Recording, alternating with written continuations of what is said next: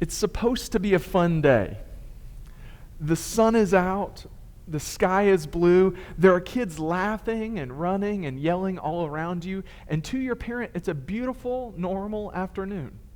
To you, it's a lot. The wind blows your hair the wrong way, and it hurts in a way you can't explain. Your sock has a wrinkle in it, and you told them, but they said you'll be fine. But all you can feel is that wrinkle. Your brain won't let it go. There's a strong smell, maybe flowers, maybe someone's perfume, and it hits you like a wave. You try to block it out, but it won't go away, so you cover your nose, and your parent says, "Don't be rude." A bee buzzes past your ear, and your whole body tenses. You flinch, you yell, and your parent says, "Calm down, it's just a bee." But you can't. You want to, but you can't. You pass the playground. Kids are climbing and shouting and playing loud games, and you want to join, but you don't know how. You don't know the rules. You don't know what to say. What if they don't like your favorite game? You try to speak, but your voice sounds different. You talk more like a grown-up. Your parent tells you, just say it like a normal kid. You flap your hands a little. It helps. Your body feels better when you do, but your parent notices. They gently grab your hands and say, "Stop that. People are staring." Now you're not just overwhelmed, you're ashamed. You don't know what you did wrong, but your heart is racing and your head hurts, and all you want is to go home. Now let's take another deep breath. And when you're ready, you can open your eyes. Tell me what you noticed or what stuck out the most to you as you were just thinking through that scenario. Yeah. Yeah, the sensations going on all around, and they were heightened. We call it hypersensitivity. Yeah, absolutely. What else? I like how you said it's supposed to be fun. Yeah. Yeah. Many times the things that other children may enjoy, it can be very difficult. What else? I feel different from everybody else. Yes, just the difference in trying to fit in but not really knowing how. Absolutely. You had something too? Yeah, I was experienced a great sense of embarrassment at times I told a child not to worry about something. So it was a little bit personal. Yeah, absolutely. Yeah. Yep, if you have been the one, and me too, I'm a professional who's been doing this for 15 years, and still I catch myself and I'm like, "Oh, Stu, you did it. Why would you do that?" Great. And you had something? Yes, just that uneasiness. The one that kind of gets me, it's at the start, but it talks about the wrinkle in the sock. And I don't know if you've ever had that where maybe there's, I take my dog on a walk each morning, and as we're walking, I don't know how my shoe finds every single pebble that can be found on the road, but every single time we walk, I have to tell him to wait so that I can dump my shoe out over and over and over again. So I can imagine just that feeling of that wrinkle in the sock, and it just is so uncomfortable, and everybody else says, "You'll be okay," but it just won't let go, and it's almost hard to enjoy the other thing while your mind is so focused on that. So we talked just a little bit about that mindfulness, that guided meditation, but tell me just some of the things that maybe you already know or think about when you think about autism.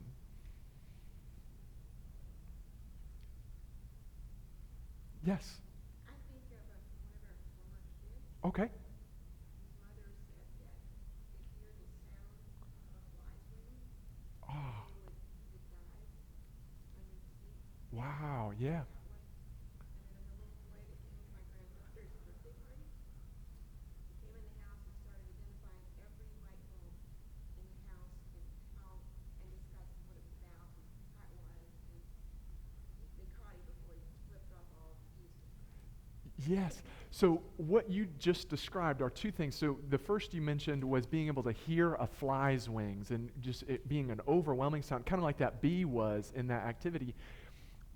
And that's called a hypersensitivity. So like having super sensitive hearing or whatever. And then the other that you mentioned was being able to name specific light bulbs and maybe brands of light bulbs or the wattage of them. And that's what's called a fixation. So a fixation is like a deep dive into a specific topic. Yeah. What else do you already know? Yes. Yes. Oftentimes there are some deficits in verbal communication, and we'll talk about why that happens. We'll share about some of those symptoms and then discuss why that can be a difficulty sometimes. Yeah. Yes, there can be. Absolutely. And sometimes there's a high emotionality, and sometimes there's a very low emotionality. So in our world, so if you are new with us, I'm a child therapist, and I'm a licensed clinical social worker, and I'm also what's called an autism spectrum disorder clinical specialist. I've been in professional children's mental health for about 15 years now, and what we say in the world of autism is if you know a child with autism, you know one child with autism. It's not that you can paint a picture based on one individual, and that's really important to keep in mind tonight. As I'm talking about different things, it might be like, oh yeah, that really fits with the child that I know who has autism. That doesn't so much, and that doesn't mean that that's not autism. It just means that every child presents differently.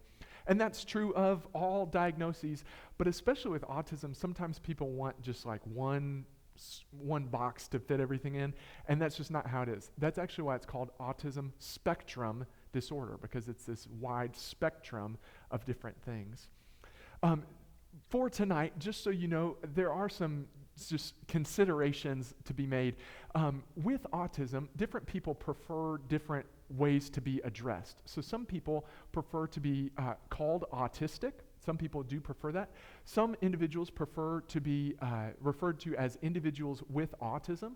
Some individuals prefer to be addressed as on the spectrum. Some individuals prefer to be addressed as with autism or having autism, whatever it might be. I may switch between all of those things. Just know that when I am addressing an individual, I go by their preference. So whatever they prefer, and that's what you can do too, however they prefer to be addressed. Some prefer to not be addressed in that way whatsoever, and that's okay too. But just know I'll be switching between them. If you know someone who does not prefer to be addressed that way, I'm not trying to be disrespectful in any way. It's just I'll be flipping through a bunch of different things as we talk. Well, in order for us to talk about autism, I have some stories to share with you. So I wanted to show you just a few things. I've got some pictures, and then I've got some stories that I'll tell.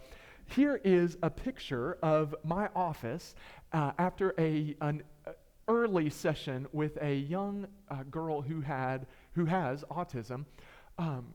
When you look at this picture, now, let me say, it is one picture 3 times. So if your eyes are like, that looks like a lot, it is one picture just from 3 different angles, okay? But as you look at this picture, tell me just what comes to mind or what you would think if this was in your house. Clutter, okay? What else? The boxes are empty so that they can engage with everything. Yes. Everything goes out of the box, otherwise I can't see it and I don't know it's there. Yes, that's a great way to understand it, that everything needs to be dumped out so that it's all available. Okay, what else? Messy, yes. What else? Chaotic, yes. Actually, after this session, there was a lot of noise during this session too, if you can imagine. And there was a therapist who is on the other side of the wall from me, and he came over and he looked in my office, and he does not work with young children. And he he looked and he first said, "This is why I don't work with young children." and then he said, "Stu, how in the world do you stay so calm while all this is everywhere?" Just so you know, when kids come into my office, they are not required to clean up after themselves. I don't make them do that. It's my job to clean up after them. Does not mean that at your house they shouldn't have to clean up after themselves. But for me, it lets me see kind of what's going on in their mind. And I will tell you a little bit later what I think was going on in her mind. We mentioned some things like chaotic and messy and disorganized and needing to be able to touch everything and all of that. Keep that in mind, because later I think some of those things will come up as we talk more about the brain functionality of someone with autism. I've also worked with several clients who started off completely mute. They did not speak at all. They had a lack of verbal skills. I can tell you right now, I have 0 clients who have no verbal skills whatsoever, even the ones who used to have no verbal skills at all. There is one young lady who I can remember in particular, and she could not speak. She could speak at home, but that was the only place and only with a few people at her house. But when she went to school, she couldn't speak. When she came into session, she couldn't speak. And what she would do instead is, if she was feeling a big emotion, she would slap. She would slap and push because she couldn't get it out verbally, so she'd slap and push and show people how it was she was feeling because she couldn't say how it was she was feeling. I will tell you more about her later as well. And then there's one more that I love to talk about. This is one of the first clients that I ever worked with who was diagnosed with autism. He is actually one of the reasons that I became an autism spectrum disorder clinical specialist, because I realized that I needed to learn more in order to be able to help him better. He came in my office, and when I went out to greet him in the lobby, he held up 12 dead bugs that he had found in our lobby. And my first question was, why are there so many dead bugs in our lobby? So I messaged our administrative team, and I said, a young child just found 12 dead bugs. We need to do better at, and they've done better. But he greeted me by showing me these 12 dead bugs. And there were some things that were going on at school and at home. He was very physically aggressive. That's where that punch comes from. He really could not verbally communicate and really had a lack of connection with other people. Couldn't share that his parents couldn't share that he had any friends to speak of. And anytime he tried to initiate contact with another child his age, it was very difficult for him. And then I do have the little expletive symbol up there. He knew 2 words, both were curse words. I won't say the words out loud, but what I can say is those were his 2 words for every way that he was feeling. So if he was feeling happy, it was bleep bleep. And if he was sad, it was bleep bleep. And if he was angry, it was bleep bleep. And those were the only 2 words he could say. He could not say any other words. And if you can imagine that you have a highly aggressive child whose only 2 words are curse words, who is greeting people with dead bugs and doesn't connect well, when he entered kindergarten, it was a real difficulty. There were some real difficulties going on, and I will tell you about him later as well. Autism is kind of all over the news and things nowadays. We're learning much more, and I like to tell people that much of the reason that autism is kind of under the spotlight right now is because it is only recently that we have learned much about it. It actually was first noticed in 1911 by a Swiss psychiatrist who thought that autism was actually a symptom of schizophrenia. He saw that some clients couldn't relate to other people, and so he thought that this was all part of schizophrenia. Then in 1943, and I do have notes here, I do not have this part memorized, there was an American psychiatrist who labeled it as what's called early infantile autism. So he noticed these traits in young children, and the reason he called it autism is after this Greek word autos. Autos means self. If you think of something that is automatic, it works itself. Well, autism is this difficulty in relating to others. It's very inwardly focused. They can understand themselves, but have difficulty understanding and relating to others. So that's where that term autism came from. Then in the 1940s, there was a man, his name was Hans Asperger. Can you guess what syndrome he came up with? Asperger syndrome. And that was used to describe people who he actually came up with the phrase socially awkward, just not able to relate very much, and in social situations had difficulty understanding kind of the social norms of what was going on in different situations. In 1980, that was the first time that the diagnosis showed up in what we call the DSM. It's the Diagnostic Statistical Manual. It's what we use to diagnose clients. In 1980, that was the first time the diagnosis showed up, and it was called infantile autism. So it was believed to only be in young children. And then in 1994, Asperger's syndrome got added. But in 2013, so just 12 years ago, that is when we came up with the full diagnosis of autism spectrum disorder. The reason that there is so much misunderstanding and chaos and almost some difficulty in being able to comprehend what autism is isn't because autism is this big, overwhelming disorder or diagnosis. It is because we just haven't known about it that long.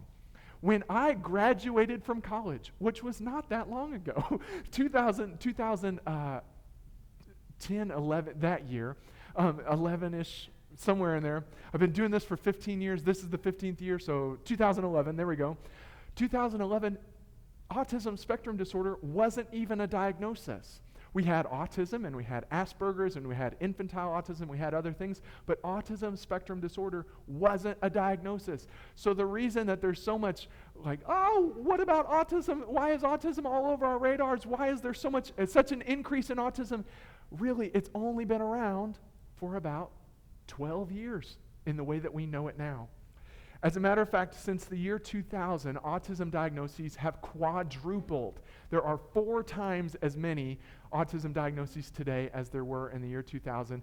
It used to be 1 in 150 kids, and now it is 1 in 31 children have autism spectrum disorder, which means in a classroom of children, probably about one of those children will have autism spectrum disorder. And it's not because autism just somehow became more prevalent and just jumped out of nowhere. It's because we didn't know what to look for before. Now we know what to look for. And as a matter of fact, as Miss Chelsea reminded me just a couple weeks ago, what has started to happen much more is that parents of children with autism are now being diagnosed with autism as adults. And if we had known what we know now, back when they were children, they would have been diagnosed as children, but now there's this uptick in diagnosis because we know what to look for. We know what's going on, and we do know that there's a strong genetic link. There's not just one gene. It actually could be hundreds of different genes that kind of all come together to form what we call autism spectrum disorder, but there is a strong genetic link between parents with autism and children who also have autism, or grandparents and grandchildren. And I say all that to say that there is quite a bit of misinformation about autism out right now. Autism has been in the news recently, but there are 2 individuals who really played a huge role in some misinformation about autism. One is someone that you may know, and one is someone who you probably don't know. I saw some giggles about maybe the one that you do know. Let's talk about this man first. His name is Dr. Andrew Wakefield. Dr. Andrew Wakefield is from England or Britain, somewhere over there. I can't tell what was that when they split? What was that called? Brexit. Yes, they Brexited, so I'm not sure what to call them anymore.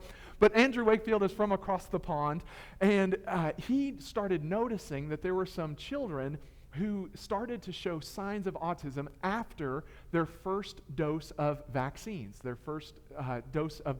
as young children. And so he said that. He just said, I have noticed that there were some children who, after their first dose of vaccines, started to show signs of autism. That was in 1998 when we knew very little about autism, when autism was a different diagnosis and all sorts of other things. But he said what he said, and then the press ran with it and said, vaccines cause autism. And Dr. Andrew Wakefield at first said, that's not what I said, but then he got a lot of attention and started selling a lot of books, and so he said, maybe that is what I said. And so now there's all this misinformation that vaccines cause autism. Then this other woman here is Jenny McCarthy. She is a model, former in several different magazines, but she is a model, and her child has autism. And she said the same thing. She said, after the first round of vaccines, my child started to show these signs of autism, and it must be the vaccines that caused the autism. And everybody believed her. She has no medical degree. She has no anything. It would be like if I walked up to my dentist and I said, I know what I'm doing better than you do, No, I don't. I don't know that because I don't have the degree. Well, Jenny McCarthy said, I must be right. Vaccines cause autism. And because she had a platform, people started to believe that vaccines cause autism. Let me tell you the link. The link is that children get their first round of vaccines around age 2, and we start to notice the signs of autism around age 2.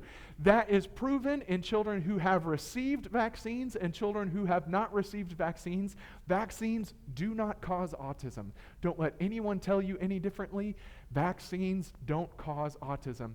I diagnosed a child with autism one time in my office, and the child's mother actually asked me, not asked, but said, oh, I knew I shouldn't have given them those vaccines. And I said, no. Please follow what your doctor tells you to do. It's not vaccines that cause autism. It is a genetic disorder. It's a diagnosis that has a strong genetic link. Vaccines do not cause it, no matter what Dr. Andrew Wakefield and wants to be Dr. Jenny McCarthy will tell you. So let's talk now just about what is going on with autism.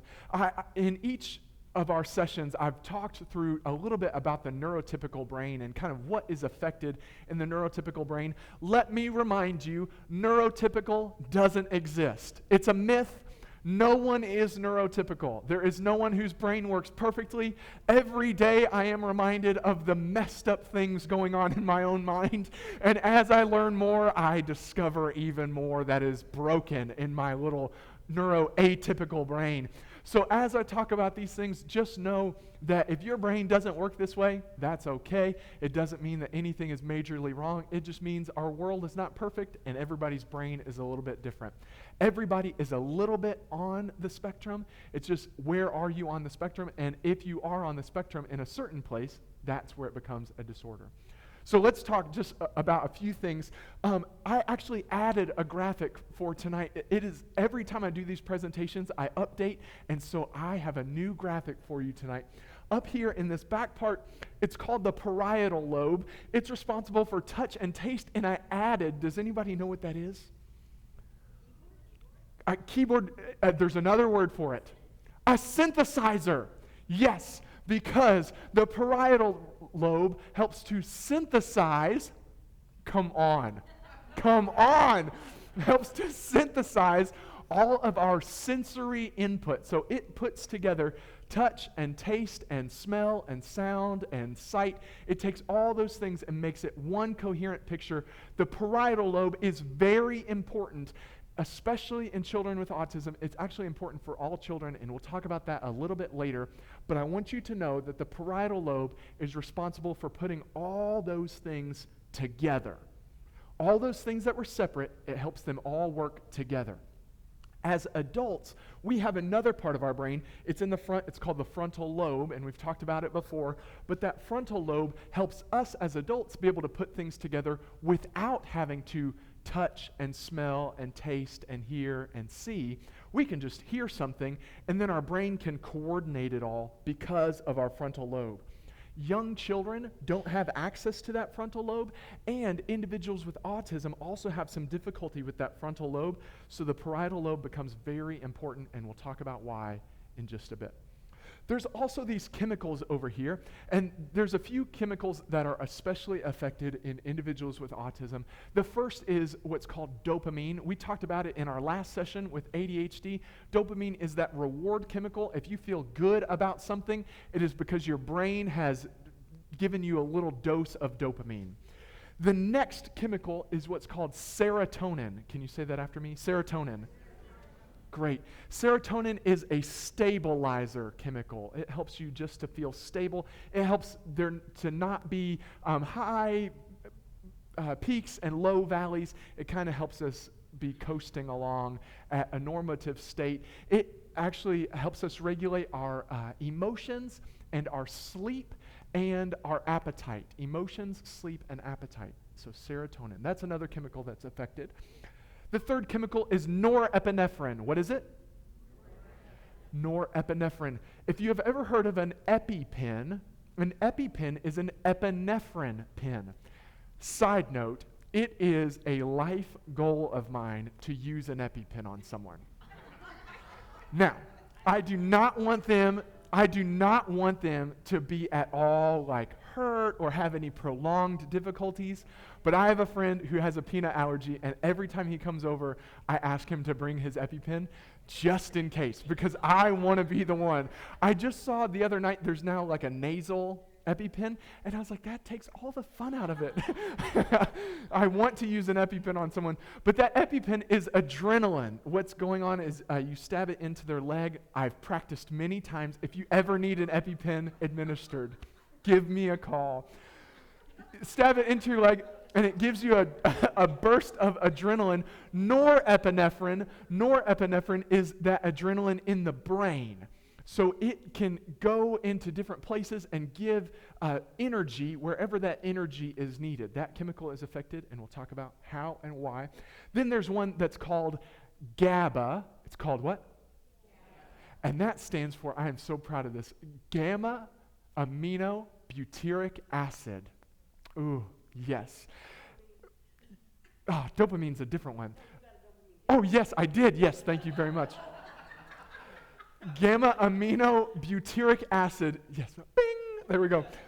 And GABA is like the brain's brake pedal. It helps things to slow down. When things get going, it helps them to slow down. That chemical is affected. And then the final chemical is called glutamate. What is it?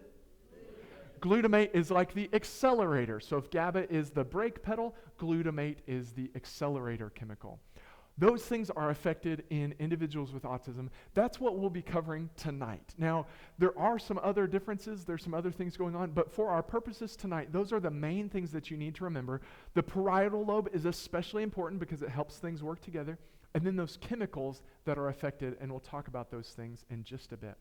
I've told you before that I believe that in order to offer the best supports, we need to target the roots, not just the fruits of things. If we only go after fruits or the symptoms, we will be chasing symptoms forever. But if we can go after the roots, after what is causing all of those symptoms, then we can target one thing and make a real difference. And that's what I'm going to be sharing with you tonight. So, in our last session, I gave you some fill in the blanks. I'm going to give you another one, and then I'll tell you a couple stories, and then I'll ask you to guess at our fill in the blanks. Here we go. Autism spectrum disorder is not about being blank. It's about difficulties in blank and blank information. Autism spectrum disorder is not about being blank. It's about difficulties in blank and blank information.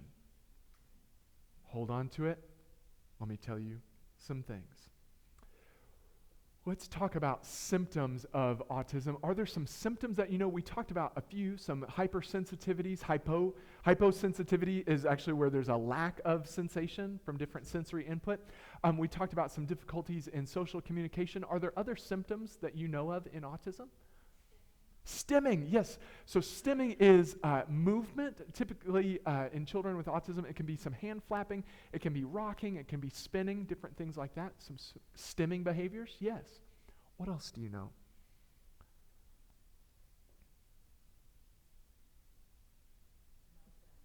Okay, yes.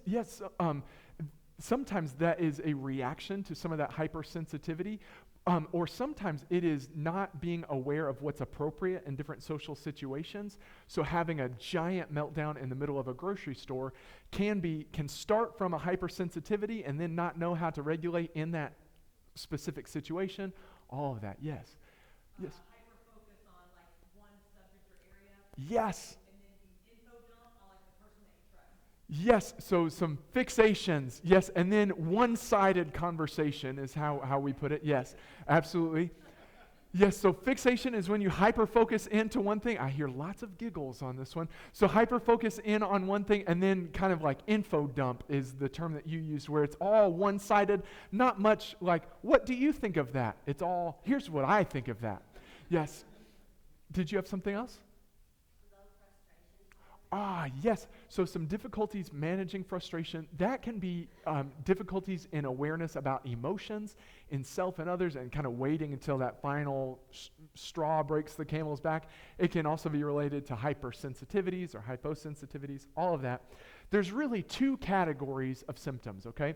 The first category is deficits in social interaction. So that's the first thing. And there's three different things that pop up in those deficits in social interaction. And children with autism have to show all three of these things. They have to show a lack of reciprocity, so that one-sided conversation. They have to have that. If they don't have that, it's not autism. It might be something else. The second thing is a difficulty with nonverbal behaviors.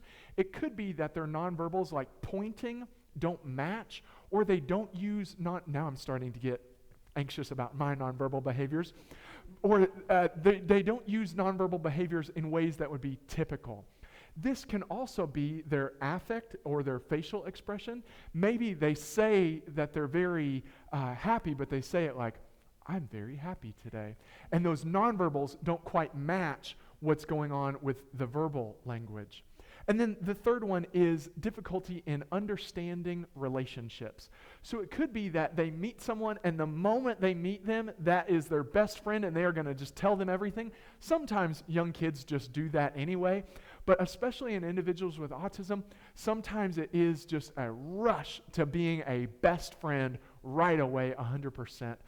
There's also sometimes just a lack of understanding how to initiate conversation in social situations, which I also struggle with. Sometimes it is hard for me to enter a group and know how to interact, but these individuals have a real difficulty with understanding how to make the approach and how to interact or be the first one to talk. So that's the deficits in social interaction. The second category are what are called restricted repetitive behaviors, or in mental health, we love a good acronym. We call them RRBs. RRBs. Not like the roast beefs, but like RRBs. Restricted repetitive behaviors.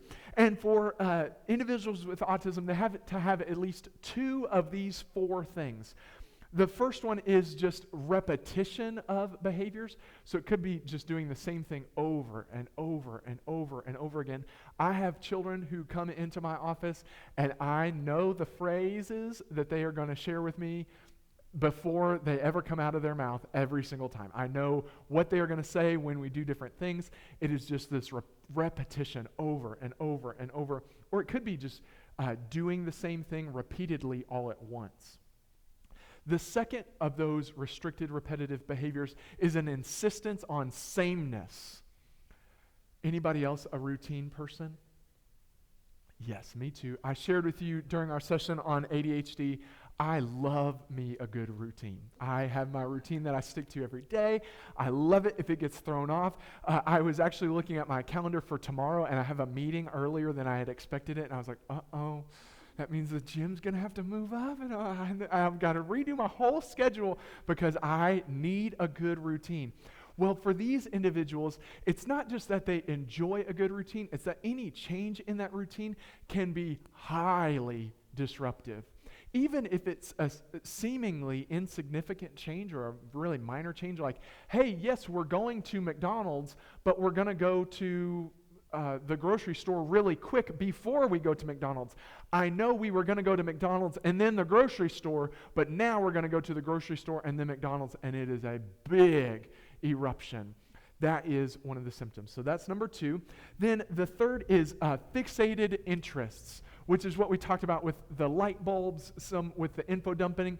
I've got children who love dinosaurs and trains and Minecraft and Roblox. I've got one who really loves Squid Game. He knows all the stuff about Squid Game. He is all in on Squid Game.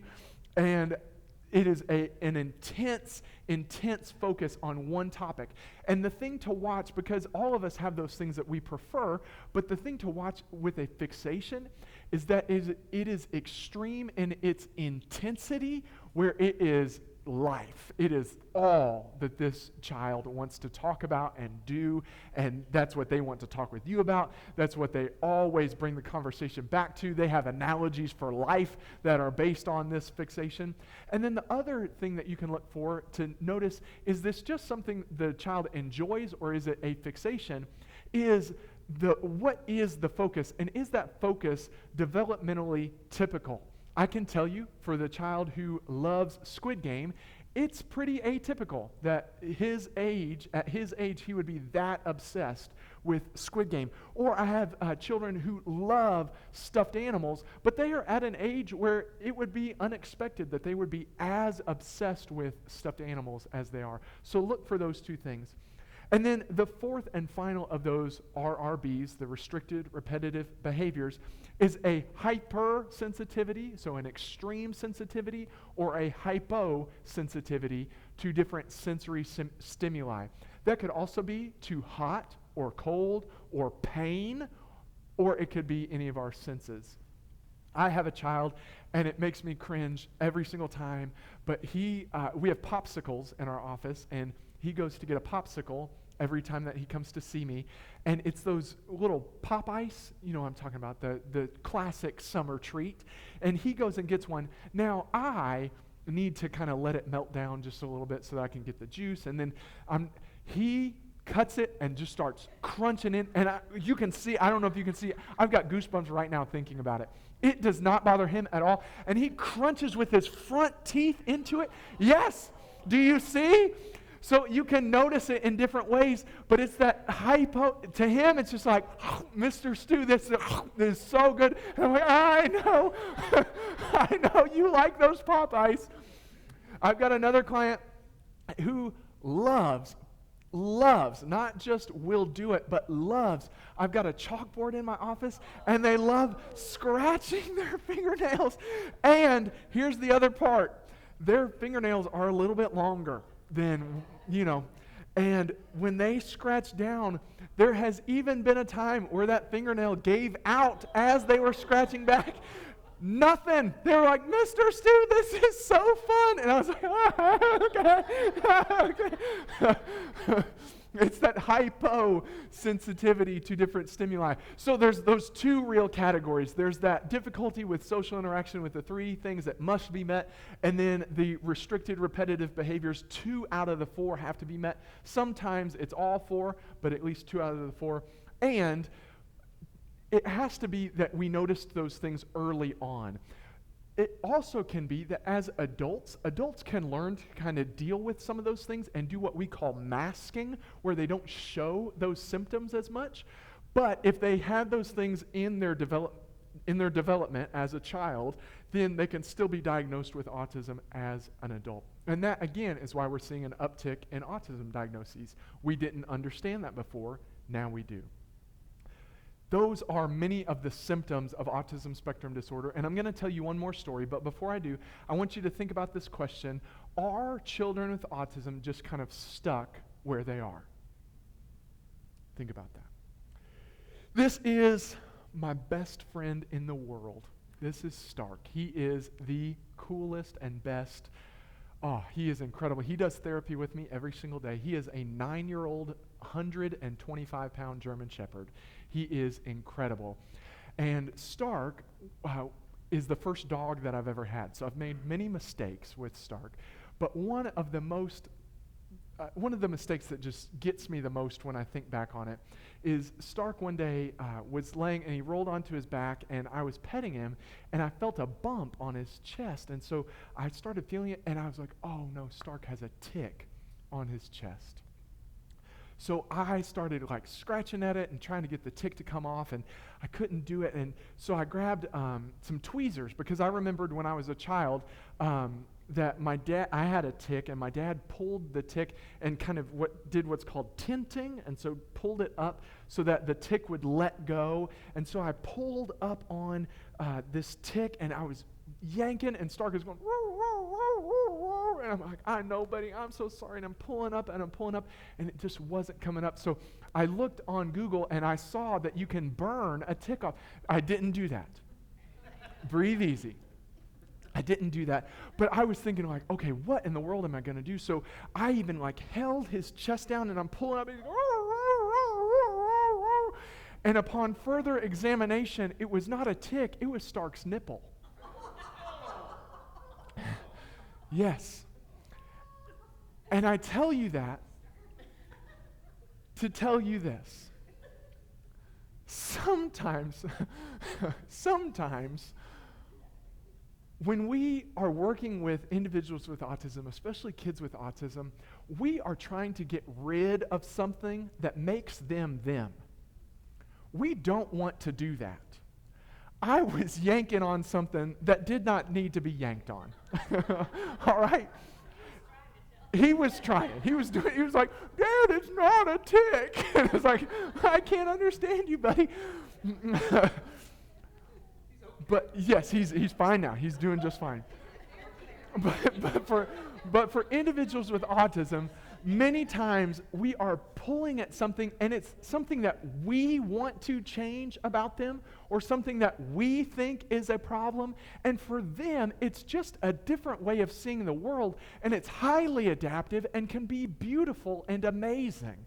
We will talk at the end of today's session how these symptoms can become superpowers, but I really want you to keep that in mind because I'm about to dive into some of the brain differences and some of the difficulties, and we're going to talk about that really intensely, but I want you to know that people with autism are not bad or broken. There is nothing wrong with someone with autism. It is just that they need certain supports to work through some things, and if they get those supports, those symptoms can become superpowers, and those things that once held them back can now be those things that make them an incredible, amazing human. Keep that in mind as we are talking tonight about autism. Autism does not mean that someone is bad or broken. It doesn't mean that there's anything to fix. It just means that they need certain supports, just like every other human on this planet. Having autism just means we know some of the supports that work best. I gave you some time to think. I gave you some chuckles. Let's see if you have any ideas. Autism spectrum disorder is not about being blank. Can you think what might go in that first blank? Different, bad, weird, okay. Broken, okay. Which, normal? Yes. Not about being, it's none of those things, but great guesses. Any of those things could have fit in, but that's not the word that I chose.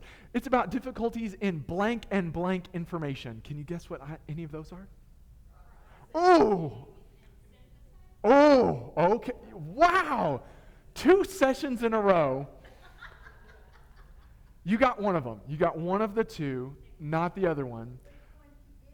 Here it is. Autism spectrum disorder is not about being dysregulated.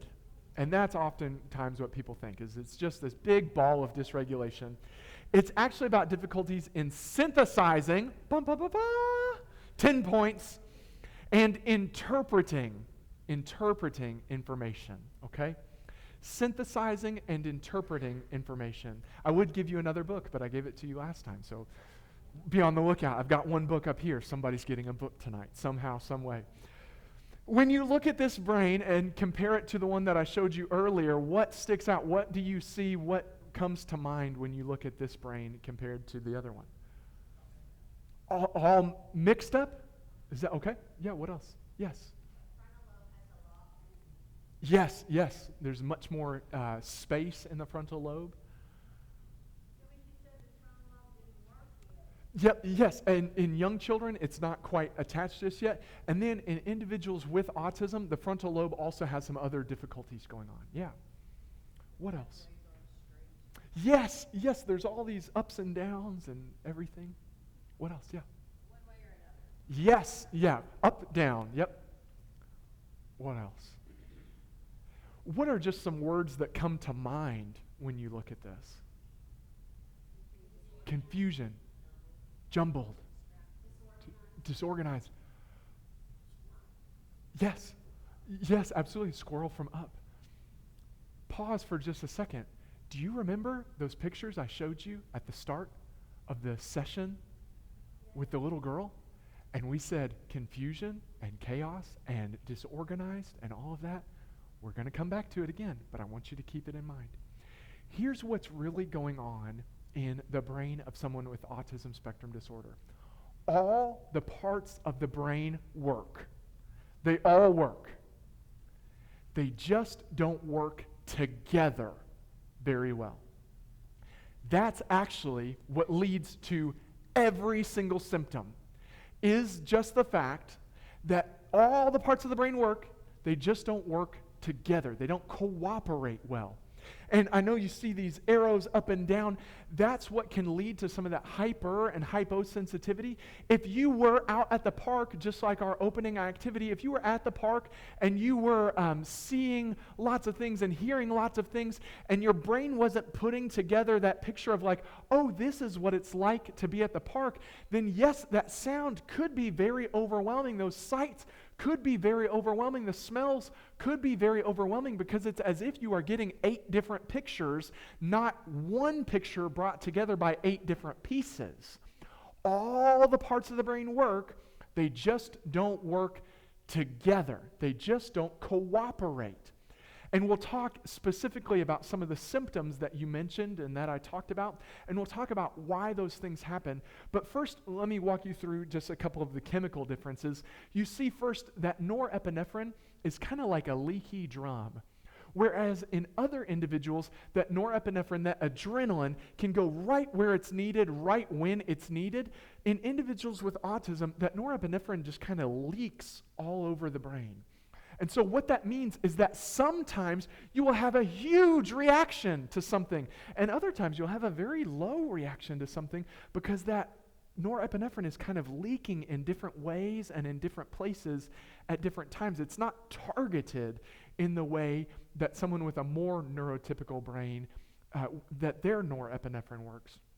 Then you see that in this little gas tank, that GABA, that gamma aminobutyric acid, is depleted. That brake pedal is depleted. So when our brains are able to say like, whoa, whoa, whoa, slow down, whoa, not right now, slow down, enough, individuals with autism, their brain doesn't have that chemical that can help them automatically slow down. What that means is that it can take longer to slow down, and it can be more difficult to slow down, because that chemical isn't doing it at the neurotypical level. It's depleted. So that gamma aminobutyric acid is depleted. Then you see an uptick in many other chemicals. There's an uptick in serotonin, which actually you would think that that would cause very stable behaviors, but an increase in serotonin, too much serotonin, can actually cause some chaos, or it can cause that blunted affect that I told you about, where the person says like, I'm very happy right now. This feels, oh, great, I'm having a very good time. Because there's too much of that stabilizer chemical. So it can kind of go 2 different ways, where this stabilizer chemical can actually cause instability, or it can cause too much stability, where it's more difficult to feel different emotions at different levels. There's also an increase in glutamate, which is the accelerator chemical. So it's all gas, no brakes. Go, go, go, go, go, go, go, with very little brakes.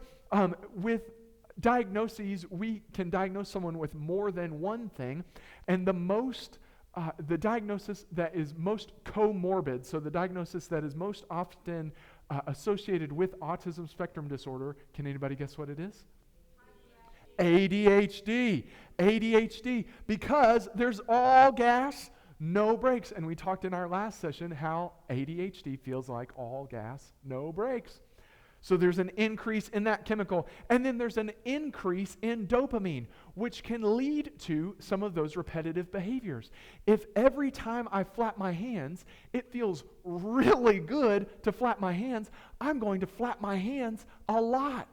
If every time I play a certain video game, it feels good to an extreme, I'm going to want to go all in on that video game. If every time I learn about a light bulb, I get a little burst of dopamine, but that burst to me is an extreme amount of dopamine, I'm going to want to go all in on that light bulb. There's an increase in dopamine.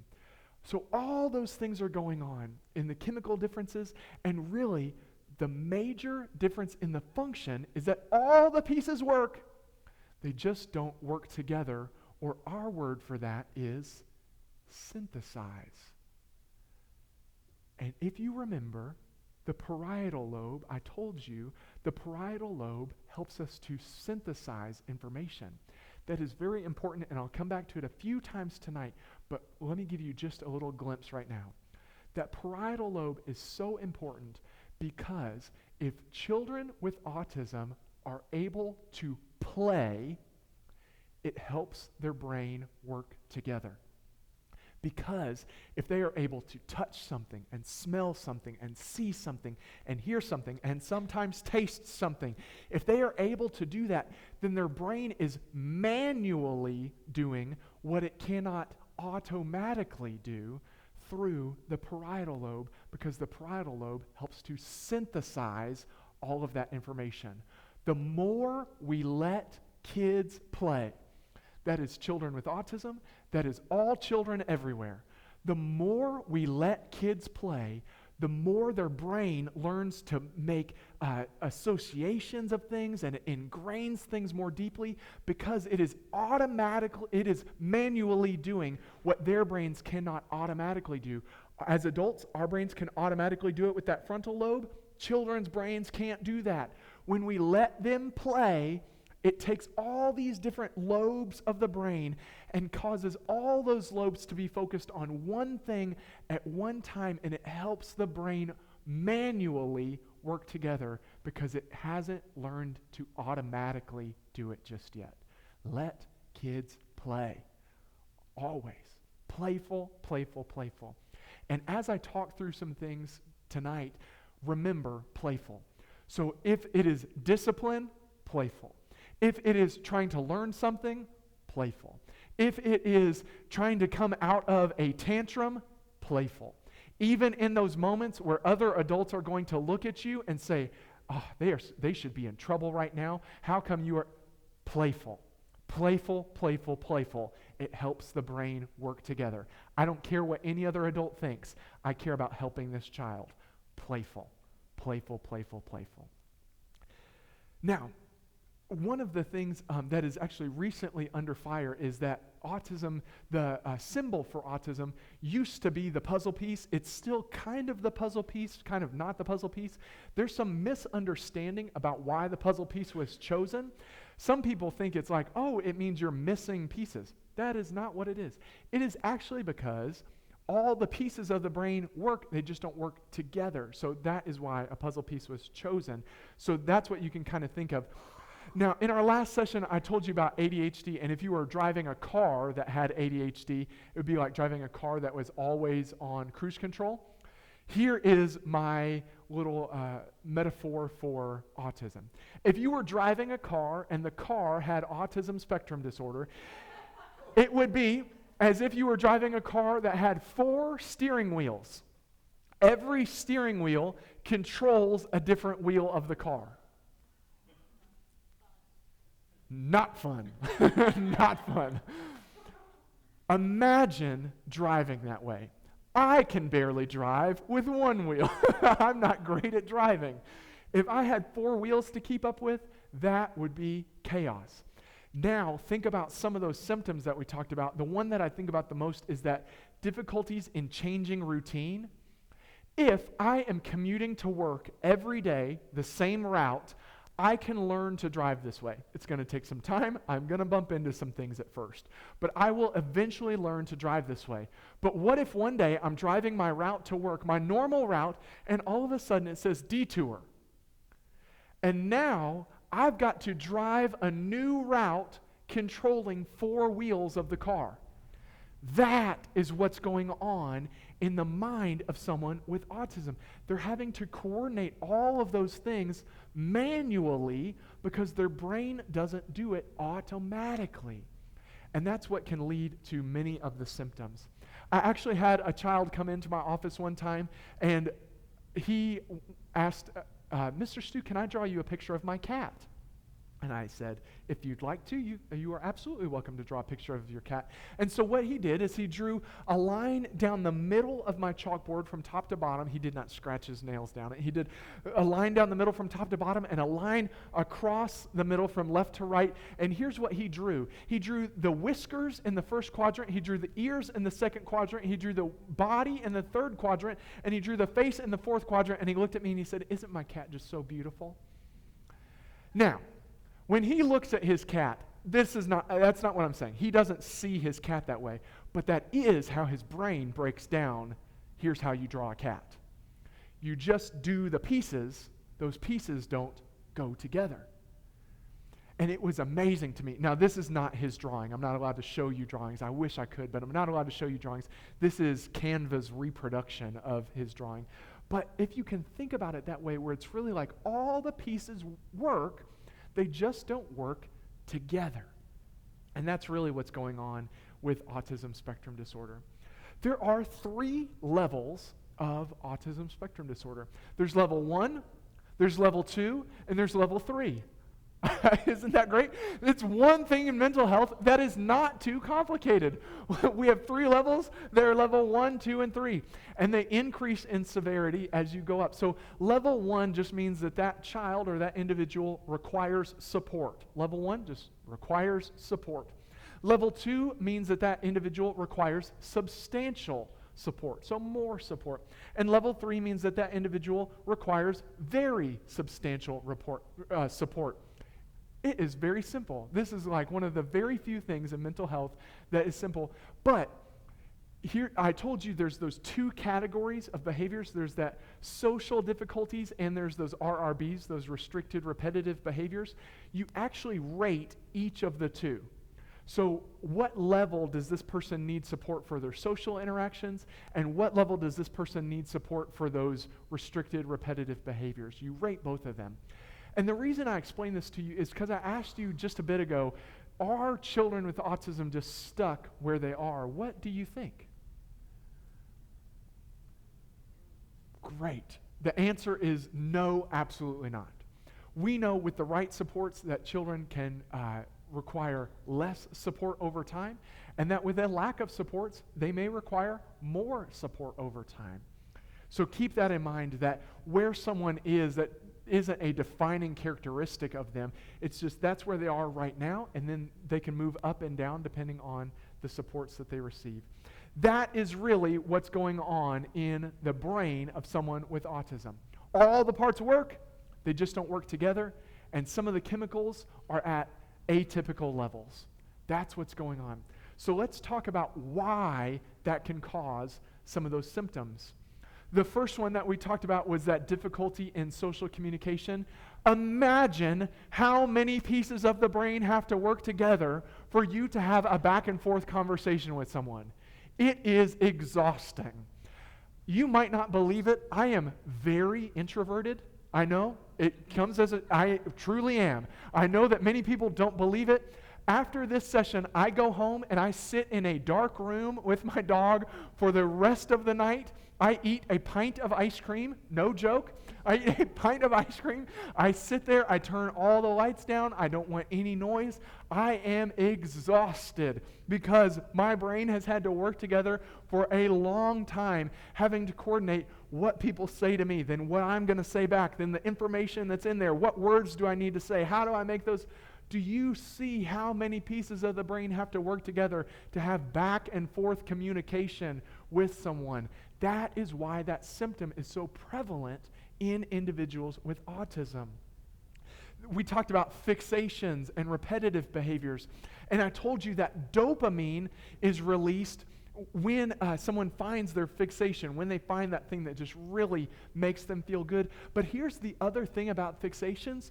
Fixations often are those things that make someone feel like their brain is just like working together. It just works. That's why video games are such a common fixation, because it's my thumbs working and my eyes are seeing and my ears are hearing and all sorts of things are going on all at once, and it feels like my brain is just kind of coasting.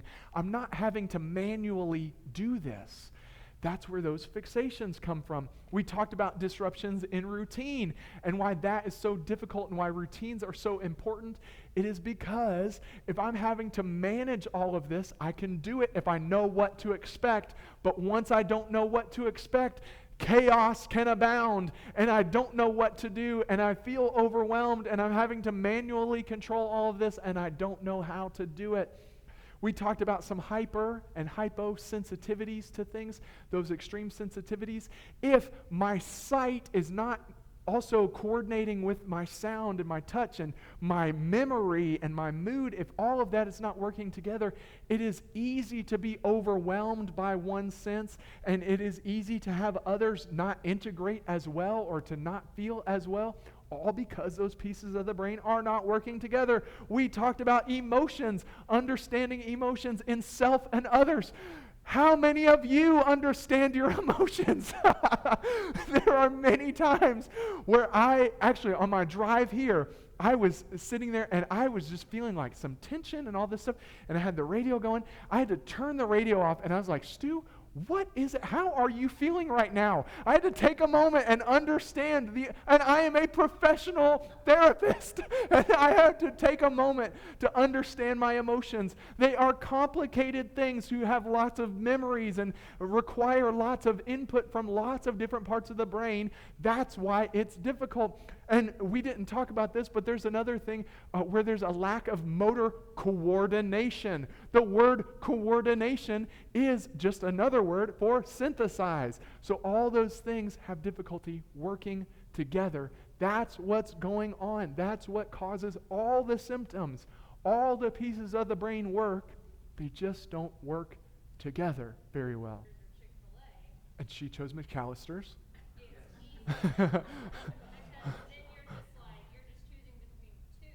Yep. Yes. We're requiring fewer pieces of the brain to work together. So when available, when appropriate, offer a few choices. Not 15 or 20, but if you can give 2 or 3 choices, that's really helpful. Not, where do you want to go for dinner? But would you like to go this place or this place? Or would you like this thing or this thing? Do you want to do this or that? That can be very helpful because it requires fewer pieces of the brain to work together at a time. There's another thing that we use oftentimes in mental health. They're just called visuals, and they are what they claim to be. They are visuals. One is called a visual calendar or a visual checklist.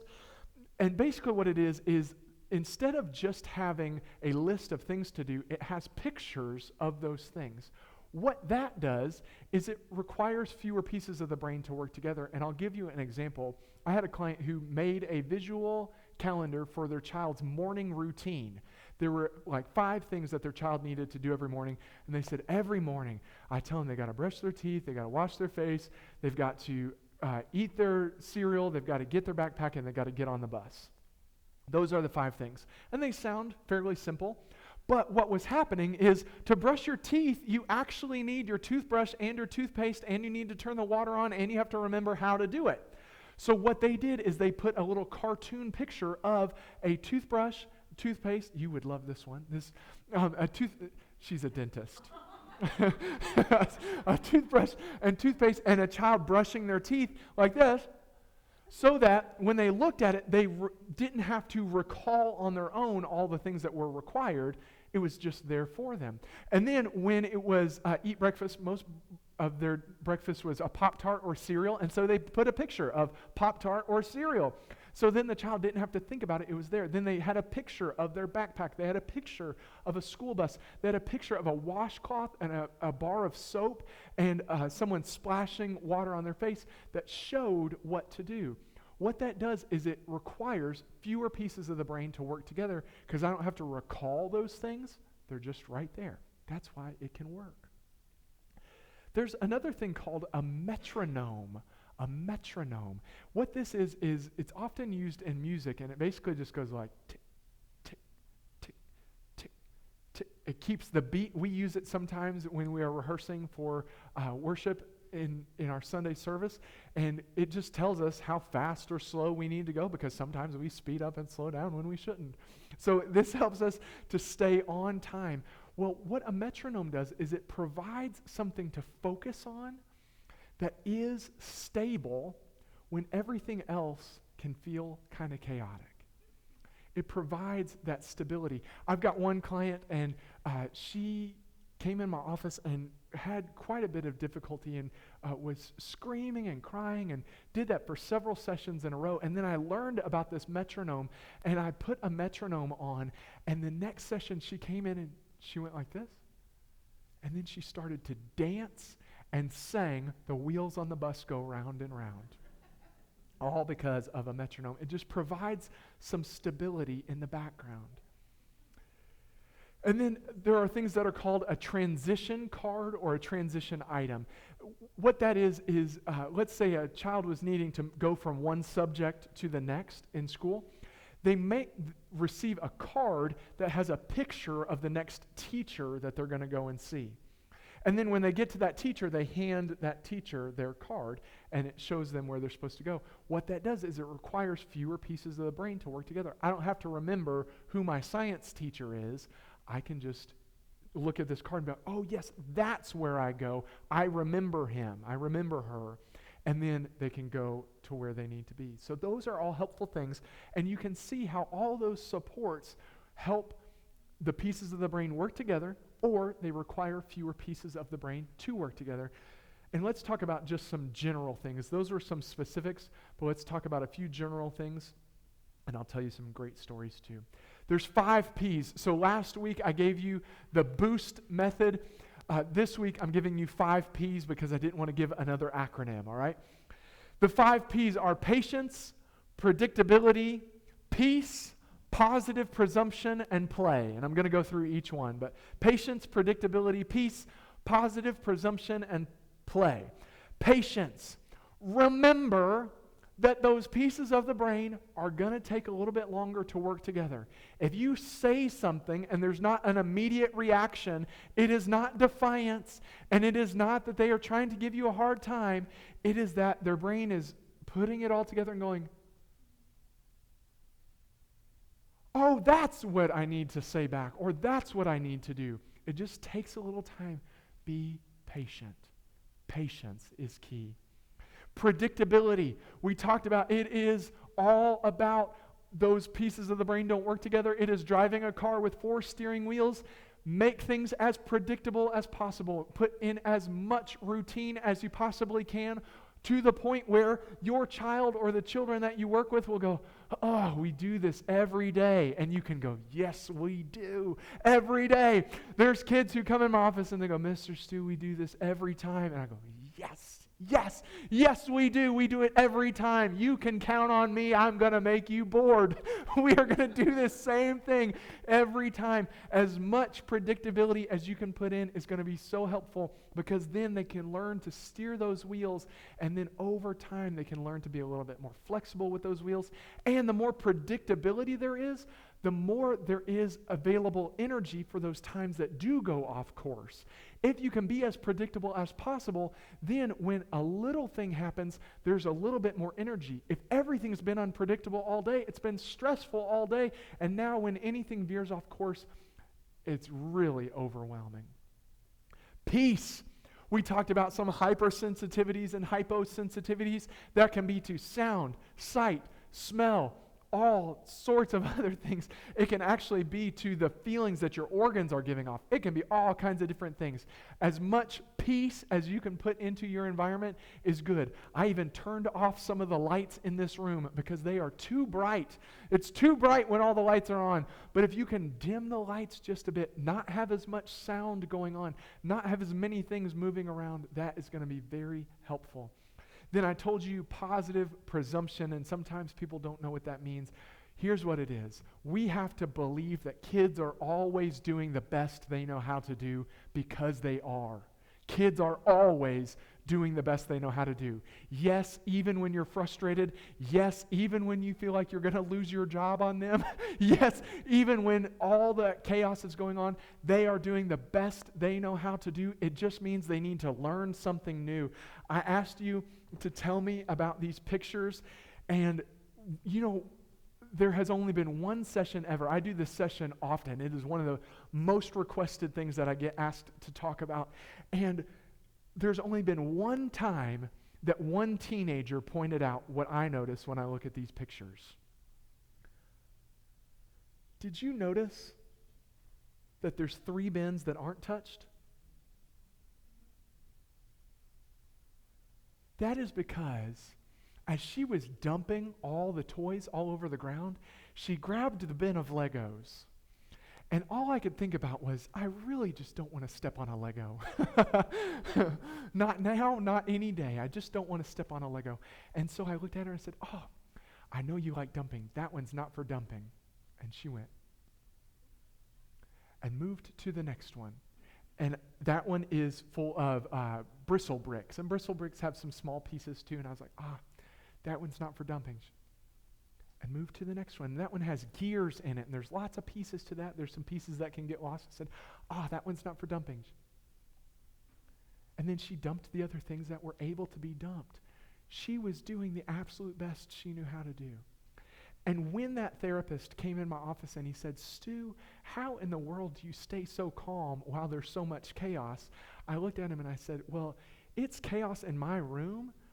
This is what it's like in her mind.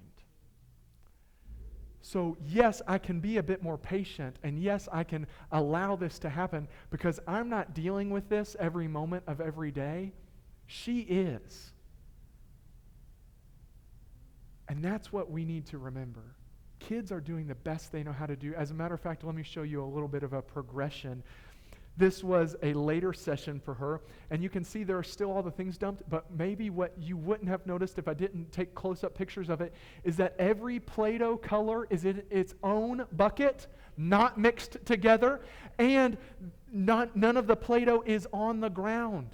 Just every Play-Doh in its own little bucket. Then even more of a progression. Do you see fewer bins dumped out? Fewer and fewer bins dumped out. And as a matter of fact, during this session, I have these things that are called snap dinos, where kids can put together these little dinosaurs that I have. This is what it looks like from far away, but when you zoom in, she put together all 5 of the snap dinos. She did it, and there's fewer bins that are all dumped out. We have to believe that kids are doing the best they know how to do, even when your office or your house or their bedroom or your bedroom or your classroom or whatever it is looks like this. They're doing the best they know how to do. And then finally, play. We talked about play helps all those things manually work together. The more play we introduce for children, the more we let them play, the more playful we are with them, the better they are going to do, because it helps those pieces of the brain work together. And I told you with the right supports, symptoms can become superpowers. There's all sorts of different things, but what about that heightened sense of detail? If there's that hypersensitivity to details, do you know how many careers love to have someone who has an attention to detail and who is always focused on those things that everybody else misses? That is incredible, and we should focus in on that. Those fixations, if they are allowed to happen, fixations can be used to teach other things. They can also be used as something that maybe somebody else doesn't look into as a career that they would enjoy, but it's some light bulbs. It's something that this person would love. Difficulty with small talk and social norms. What about those people that, like, there is just no, you don't have to guess how they feel about you. And sometimes we're interacting with people and it's like, oh, I bet they talk about me behind their back. People with autism will not. They will talk to you to your face. And you will know. You will know how you feel. And that is a great thing. Some of those stimming behaviors, if people can learn to stim in ways that are appropriate in different situations, it can actually increase motivation and focus. It can become a fidget for them. And that difficulty shifting focus, imagine if you had somebody who could focus in on one thing and really be able to just be with that thing for an extended period of time. How many of us struggle with that? It would be great. How many careers would love to have that person? It would be a great thing. I already told you, this is the most recent session with the girl who dumped out all those toys. Do you see that? You can see how much her brain has settled down.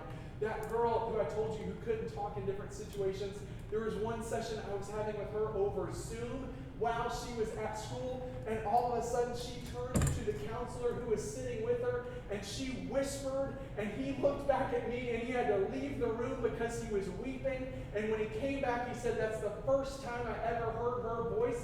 And now at school, she's getting in trouble because she talks too much. It's a great thing. What an amazing thing. I would much rather have her be getting in trouble for that, and now she's learning, but she's getting in trouble for talking too much, not hitting people too often because she can't get the words out. I told you about the child who greeted me with the bugs, and the only words he knew were curse words. Well, I can tell you that what we learned is that he believes that even bugs deserve a funeral, and so he was bringing those bugs into session so that he could bury them in the sand tray. And I can tell you, well, I sifted them out. And then I spray it down with Lysol. It's all good. It's all good. He also learned how to fully verbalize and communicate himself. He no longer only uses curse words. He sometimes uses curse words, but only when it's really appropriate. And he can say all kinds of different things. He is no longer physically aggressive, and as a matter of fact, he is successfully discharged from my services. In the last session that he came in, he told me about 3 of his friends that he had at school. He could tell me their names, and he told me why he loves them so much and why they love him so much. It's an incredible, incredible thing. Autism is not something to be feared. It does not mean that someone is bad or broken. It is not even something to be fixed. It just means that these individuals need some support, and when we can offer those supports, symptoms become superpowers, and they can show the rest of the world how amazing they have been all the time. That is autism spectrum disorder. If you have any questions, I'll be around for a while afterwards. I'm happy to talk with you. Also, up on the screen are just a couple QR codes. That first QR code will take you to my YouTube channel. These videos will actually be posted on YouTube once they're all finished. So feel free to check back there. There's also shorts on there about all kinds of different things. The second QR code is to my business card. You can scan that and get to my business card. I also have business cards over on the table if you'd like an official one. And there's Bad Kids Don't Exist pins over on the table if you'd like to take one with you. My website is badkidsdon'texist.com because it's true, bad kids don't exist. Thank you all so much for being here tonight. I'm so happy to be with you. Amazing. Thank you.